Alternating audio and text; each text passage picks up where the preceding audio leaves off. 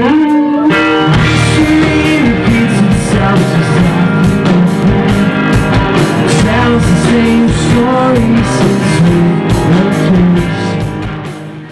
started as a thing when I had time to do it. I did it. And it's kind of how it's always been, just in like phases. So when I had, 3-4 months of, nothing going on, or I was just in college, or, between bands, that's when I really like wrote the record. I kind of just like bore down and was like, I need to get this done. And so right now it's like State Champs is my full-time gig. But when I'm home for like a week and a half, 2 weeks at a time, I try to like write as many songs as I can, because I'm writing for a new record right now. So it's definitely hard to manage time, but it's cool because I have the same team on, for State Champs and Speak Low. So I have the same record label, I have the same manager, same booking agent, everything. So they understand, my situation, because it is a very unique thing. And so they make it very easy for me because, they know when I'm on tour with State Champs, and they say, I understand if you don't want to do this tour after this one ends because you're going to be tired or whatever, but I'm one of those people who can't really say no. So I kind of tend to just take whatever I can get and try to tour with Speak Low as much as I can. So, but managing time is very, very difficult. Yeah, and you've tweeted about having to set up tours by yourself before. What is something that people wouldn't know about that aspect of it? And you said you have a team, so are you all like pretty hands-on with everything too? Yeah, absolutely. So for this, for Speak Low, it's just like, it's my baby. So I mean, I try to be involved in every facet of everything. Creation, management, like just everything as far as shows going. Renting vans or whatever. I try to just like be very hands-on, just because I'm kind of a freak. I'm not a control freak, but I'm just a freak.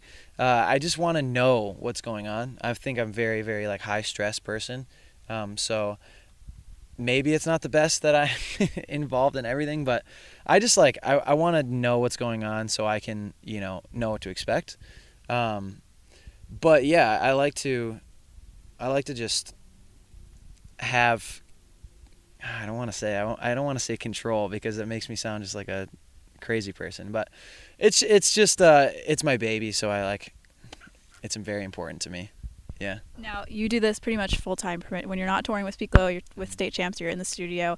Going back in time, when you decided you wanted to go into music, how did your family and friends react to that? What was that kind of like, going into this lifestyle? It's funny because I was like a sports kid growing up. I played baseball for almost my whole life, even into high school, and I was pretty good. And so, my family was like expecting me to kind of like pursue that.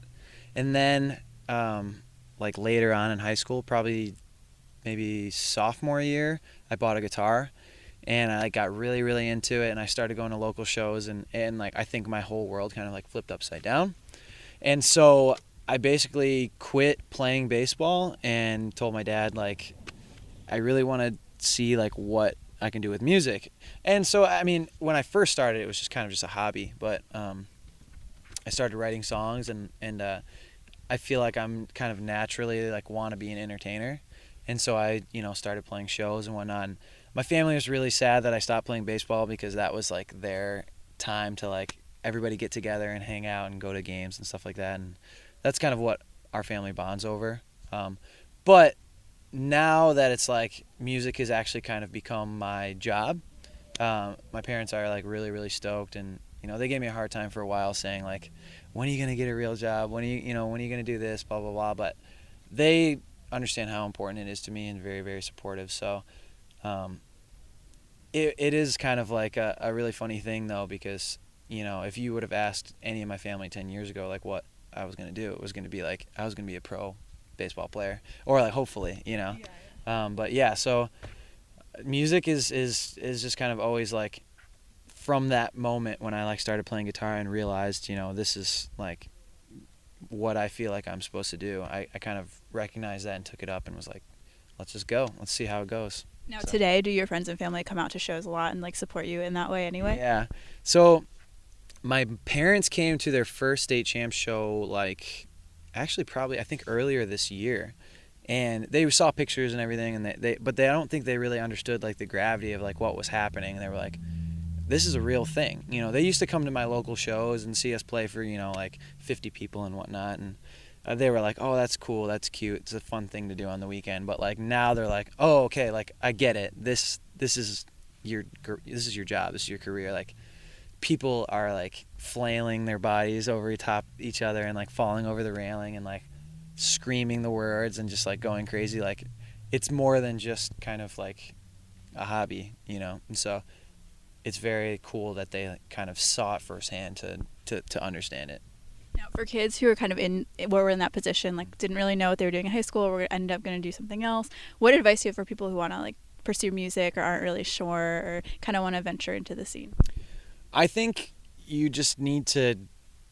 I mean, if you know and if you are like good at your craft and what you do, I think you just kind of have to go for it. But my advice would be just hone your craft before you kind of like ask for a handout or like if you're like if you're not ready, I think people will see and then you'll get discouraged and you'll be like, oh, why isn't this happening for me and why is it happening to other people? And honestly, that's kind of like that was my mindset a little while ago.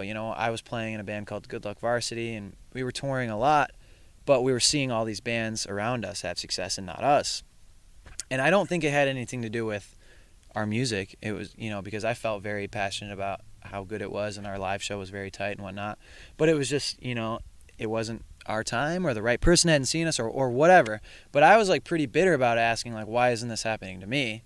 And then when it did, I realized like it is a lot about timing. It is a lot about who you know and like what's happening around you. A lot of it is luck, but the other half is like you have to be as good as you are passionate, like you have to be able to put on a good show.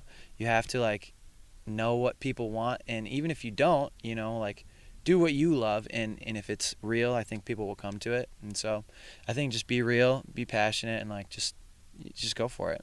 Now, something that's so prevalent in the music scene right now is social media, and I know that you are pretty active on social media, Instagram, Twitter, and something that you guys as bands have to do is like Spotify and kind of streaming. So kind of what's your take as a musician, as someone who has creative control of their stuff? How do you use social media, and what are your thoughts on Spotify and streaming from your point of view? Sure.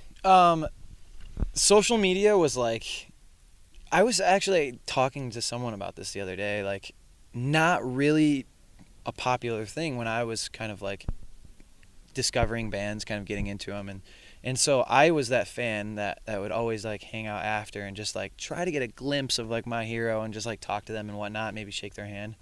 Now it's like so much easier to just get to know somebody, like even if it is just like an online persona, like everybody is accessible through the internet. And so as much as I think it is a great thing and a fun thing for fans, I also think that sometimes it is difficult because it allows for a lot of entitlement, I think.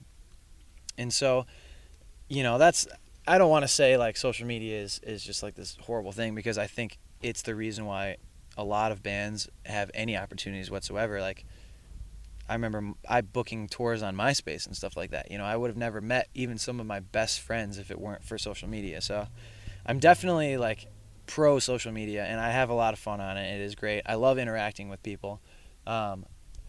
But it's, you got to use it correctly, I think. However that is, I'll leave that up to you. But as far as Spotify, I'm totally all for Spotify. I think it's a really great tool, especially for bands who are trying to get their music out there. I think it's a really, really great way for people to discover and stream without having to decide on the spot whether this is something that they're interested in. So like, you see a band and you're like, I don't know if I want to spend $10 yet, blah blah blah, and you listen to Spotify and they're good, and so then you purchase the record or whatever.